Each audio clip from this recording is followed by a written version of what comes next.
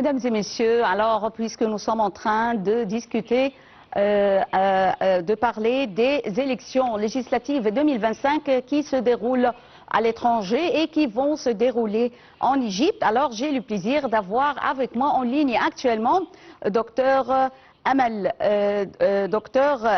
Kamel, experte en marketing communautaire, qui va nous parler de ce sujet. Bonjour Dr Amal Kamel. Bonjour. Bonjour et bienvenue tout d'abord. Merci pour l'invitation et je peux m'excuser pour ma voix. Non, non, ça va tout. Je vous entends très bien. Oui. Alors, docteur Amal Kamel, que veut dire tout d'abord le marketing communautaire? Que veut dire ce terme?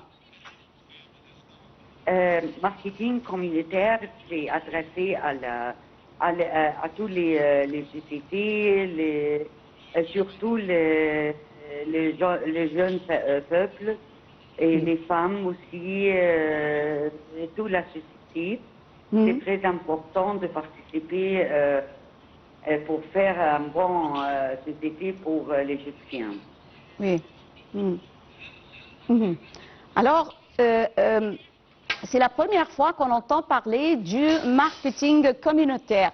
Alors, de quoi s'agit ce terme et quelle est la différence entre, on peut dire, le marketing communautaire et le marketing politique? Le marketing traditionnel s'adresse à la masse, mais le marketing communautaire s'adresse à des groupes spécifiques avec des messages personnalisés pour chaque personne dans la société, comme les femmes travailleuses, les étudiants, les hommes et surtout les jeunes générations les jeunes peuples.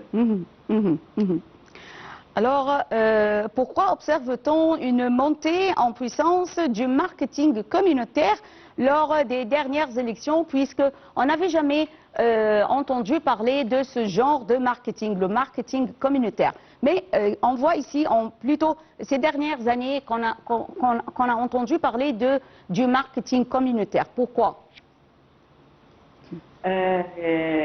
Parce qu'il crée plus de confiance, correspond à la fragmentation de lecteurs et s'adapte mieux aux réseaux sociaux. Oui. Quels sont, selon vous, les outils les plus efficaces pour encourager la communauté à participer, par exemple, aux élections ou participer à une réunion de parler, on peut dire? Quels sont les outils nécessaires? Réunions locales, réseaux sociaux, groupes comme WhatsApp, Facebook, micro, influenciers, leaders communautaires et bénévoles terrain. Oui. Comment on peut dire encourager les gens à participer à ce genre de réunion comme vous venez de le mentionner? Encore, s'il vous plaît, parce que je n'entends pas. Comment est-ce qu'on peut encourager les gens à participer à ce genre de communication, de réunion, on peut dire de communauté, comme vous l'avez mentionné? Comment les encourager à participer à ces réunions? Il faut envoyer des peuples pour parler avec eux, pour expliquer ce veut dire la diplomatie et qu'est-ce que les électeurs font pour la communauté surtout. Et il faut qu'on les aide. Comment ils choisissent les jeunes qui parlent à part d'eux. Est-ce que vous voyez que les moyens de technologie nouvelle, on peut dire la communication numérique, est-ce qu'elle a influencer le marketing communautaire? Et si c'est oui, alors comment?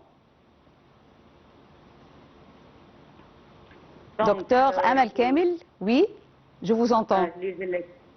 Oui, les électeurs deviennent acteurs de la campagne, ils relient les messages, mobilisant leur réseau et co-créant les actions locales. Mais surtout, les gens aiment les médias sociaux et comme le Facebook, le WhatsApp. Mais à mon avis, je vois qu'il faut parler avec les gens d'abord. Oui, oui, oui, oui. On dit que le marketing communautaire transforme les électeurs en partenaires. Alors veuillez nous jeter la lumière sur cette phrase. Comment les électeurs peuvent être transformés en partenaires? Comme je dis, d'abord, les électeurs sont les acteurs de la société. Et donc, il faut parler à ces programmes et expliquer bien à les gens, et ils vont dire et voir qu'est-ce que chaque